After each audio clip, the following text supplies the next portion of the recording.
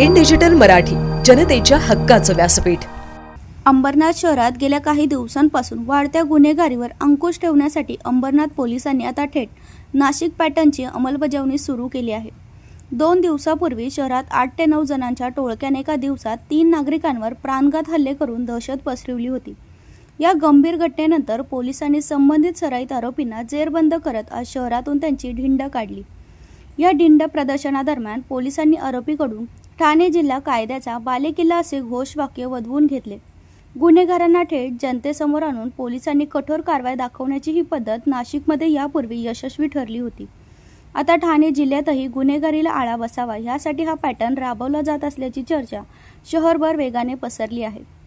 पोलिसांच्या या कारवाईमुळे शहरात कायदा सुव्यवस्थेबाबत नागरिकांना दिलासा मिळाला असून अंबरनाथमध्ये गुन्हेगारीला कडी लावण्यासाठी आता पोलीस अधिक आक्रमक भूमिकेत असल्याचं चित्र दिसत आहे।